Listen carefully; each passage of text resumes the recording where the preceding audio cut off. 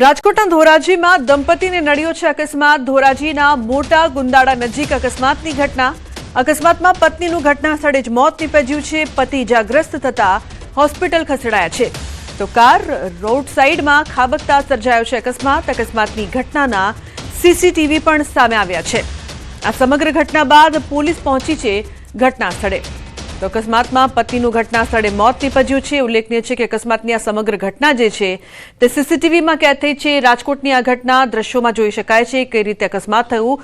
ધોરાજીમાં દંપતીને અકસ્માત નડ્યો હતો જેમાં પત્નીનું ઘટના સ્થળે જ મોત નીપજ્યું છે। પરિવારમાં શોકનો માહોલ જોવા મળી રહ્યો છે। તો અકસ્માતની ઘટનાના સીસીટીવી અત્યારે આપ ટીવી સ્ક્રીન પર જોઈ રહ્યા છો તેના આધારે પોલીસ તપાસ પણ કરવામાં આવી રહી છે। ધોરાજીમાં દંપતીને કઈ રીતે અકસ્માત નડ્યો તેના સીસીટીવી ફૂટેજ સામે આવ્યા છે। તો પોલીસ ઘટના સ્થળે પહોંચી હતી। આ સમગ્ર ઘટના બાદ પત્નીનું ઘટના સ્થળે જ મોત નીપજ્યું છે। अन्य समाचार मोरबीथी पीसीआर वाने रिक्शाने अड़फेटे लीधी। धरमपुर रोड पर 112 नंबर वाने अकस्मात सर्ज्यो। अकस्मातमां 112 वानना ड्राइवर अने रिक्शामां सवार 5 ने ईजा पहोंची छे। तो पीसीआर वाननो ड्राइवर नशामां होवानी आशंका छे। ईजाग्रस्तोने सारवार अर्थे होस्पिटल खसेडवामां આવ્યો છે। उल्लेखनीय है कि पीसीआर वानનો ड्राइवर नशाમાં હોવાની આશંકા બાદ અનેક ચર્ચાઓ થઈ રહી છે। મોરબીની સમગ્ર ઘટના પીસીઆર વાને રિક્ષાને અડફેટે લીધી। સંવાદદાતા રવિ જોડાયા છે વધુ માહિતી આપવા માટે। રવિ, શું વધુ વિગતો સમગ્ર મામલે? મોરબીના ધરમપુર રોડ ઉપર 112 ના વાહન ચાલકે એક પેલા કાર સાથે અકસ્માત સર્જ્યો, ત્યારબાદ એક રિક્ષાને અડફેટે લીધી હતી અને ત્યારબાદ 112 જે પલટી મારી ગઈ હતી। 112 નો પીસીઆર વાનનો ડ્રાઈવર છે જે નશામાં હોવાની આશંકાઓ સામે આવી હતી। તે અકસ્માતમાં 5 લોકો ઇજાગ્રસ્ત થયા હતા। ભારતી જગદીશ અગેચણિયા, પારુલ સાલાણી, ગંગુ જગદીશ અગેચણિયા, સોનુ અને મિત્તલ આ 5 લોકો ગંભીર થયા હતા અને ત્યારબાદ આ ડ્રાઈવરને છે પ્રાઇવેટ વાહનની અંદર હોસ્પિટલથી બહાર લઈ જવામાં આવ્યો હતો। જી બિલકુલ, પરંતુ પીસીઆર વાનમાં જે ડ્રાઈવર છે તે નશામાં હોવાની જે ચર્ચાઓ થઈ રહી છે તે અંગે શું જાણકારી? લોકોમાં રોષ છે રવિ? લોકોમાં ચોક્કસથી રોષ છે। ત્યાં લોકોના ટોળા પણ ઉમટી પડ્યા હતા અને આ જે ડ્રાઈવર છે તે નશામાં હોવાનો એક વિડીયો પણ સામે આવ્યો હતો। જે નશાની હાલતમાં હોય અને બોલતો હોય તેવો એક વિડીયો હતો। ત્યારબાદ પોલીસ આવે છે અને તેને સિવિલ હોસ્પિટલથી પ્રાઇવેટ હોસ્પિટલમાં લઈ જાય છે અને પ્રાઇવેટ હોસ્પિટલમાંથી પછી એ ડ્રાઈવરને ગુમ કરી દેવામાં આવે છે। કઈ જગ્યાએ કઈ હોસ્પિટલમાં લઈ ગયા તે કઈ જાણવા મળ્યું નથી। જી બિલકુલ, આભાર સમગ્ર માહિતી બદલ। લોકોને દારૂબંધીનો અમલ કરાવનારની જ દારૂની હેરાફેરીમાં સંડોવણી સામે આવી છે। દાહોદના ચાકલિયા પોલીસ સ્ટેશનમાં ફરજ બજાવતા 3 પોલીસકર્મી દ્વારા દારૂની હેરાફેરી, 3 પોલીસકર્મી વિરુદ્ધ પ્રોહિબિશનનો ગુનો દાખલ કરાયો છે। ચાકલિયા, ઝાલોદ અને એલસીબી પોલીસે બાતમીના આધારે દરોડા પાડ્યા હતા।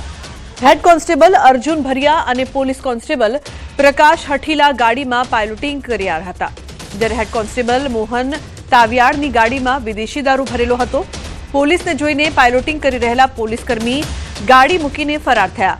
કુલ 5,65,000 થી વધુનો મુદ્દામાલ જપ્ત કરી ફરાર પોલીસકર્મીઓ વિરુદ્ધ ગુનો દાખલ કરવામાં આવ્યો છે।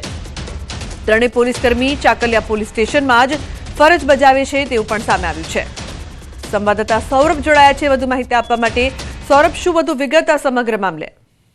બિલકુલ કહી શકાય કે અત્યારે દાહોદની અંદર ખાકીને લજાવતો એક કિસ્સો સામે આવ્યો છે, જેમાં દાહોદ અને ગુજરાતની અંદર હાલ દારૂની કડક અમલવારી કરવામાં આવી રહી છે, પરંતુ દારૂની અમલવારી કરાવનારા જ પોલીસ કર્મચારીઓ દારૂની હેરાફેરીમાં સંડોવાયા હોય તેવો કિસ્સો સામે આવ્યો છે।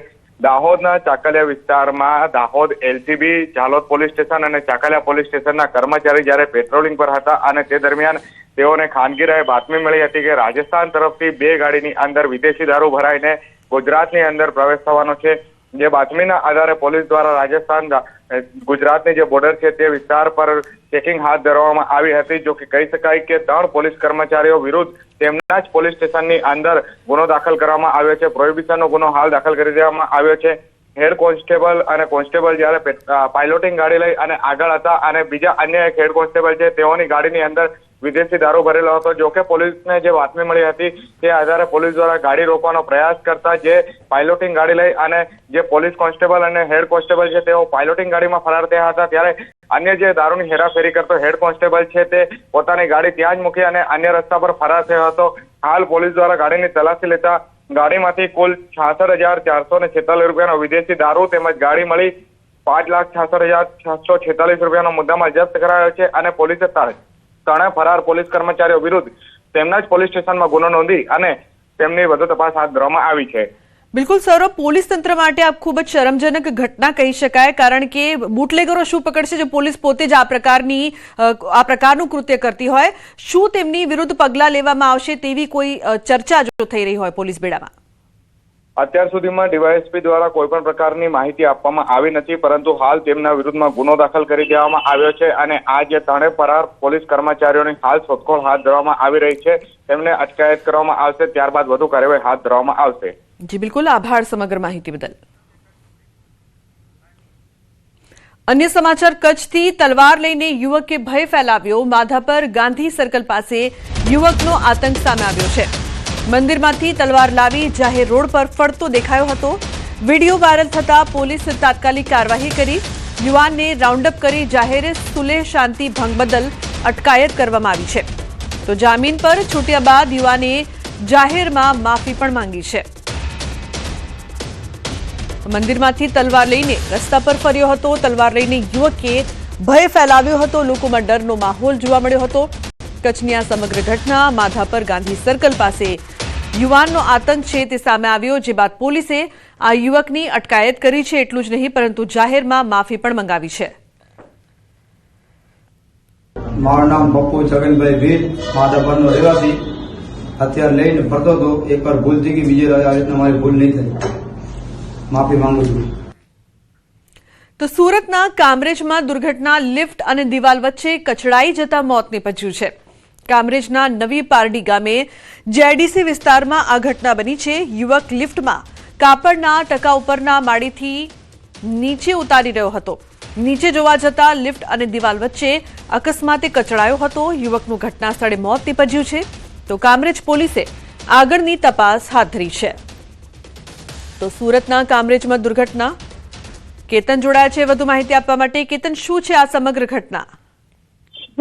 ચોક્કસથી વાત કરું તો સુરત જિલ્લાના કામરેજ તાલુકાના નવી પારડી જીઆઈડીસી સ્થિત આવેલી એક ઔદ્યોગિક એકમ છે. તેની અંદર જે ફેક્ટરીની અંદર લિફ્ટ મૂકવામાં આવી હતી અને લિફ્ટ બાળક જે યુવક છે તે યુવક જોવા જોઈએ કે લિફ્ટ હજી નીચે નથી આવી કે ઉપર નથી જઈ શકતી. શું છે કારણ એ ડોકું કરીને જોવા જતા અચાનક લિફ્ટ આવી જતા આ દિવાલ અને લિફ્ટની વચ્ચે બાળકનું કચડાઈ જવાથી મોત થયું હતું. જે ઘટના અંતર્ગત જે કામદારોની અંદર પણ રોષ જોવા મળી ગયો હતો અને ખાસ કરીને કામરેજ પોલીસે ઘટના સ્થળે પહોંચી અકસ્માતે મોતનો ગુનો દાખલ કરી વધુ તપાસ હાથ ધરી છે. અને ખાસ કરીને આવી જે અનેક વખત લિફ્ટની અંદર ફસાઈ જવાની ઘટનાઓ બનતી છે, જેને લઈને તકેદારીના પગલા જે મિલ સંચાલકે રાખવા જોઈએ એ રાખ્યા ન હતા. એના કારણે પણ અનેક ઘટનાઓ અનેક વખત બનવા પામતા લોકોમાં પણ એક રોષ જોવા મળી રહ્યો છે. જી લુબના. બિલકુલ કેતન, આભાર સમગ્ર માહિતી બદલ. તો લોકોમાં પણ રોષ જોવા મળી રહ્યો છે. અમદાવાદમાં વહીવટી તંત્રની બેદરકારીનો જાગતો પુરાવો. હાટકેશ્વર સર્કલ પાસે પાઇપલાઇનનું મોટું ભંગાણ. પાઇપલાઇન તૂટતા જ પાણીના ઊંચા ફુવારા ઉડ્યા. બ્રિજ તોડવાની કામગીરી સમયે પાઇપલાઇન તૂટી હતી.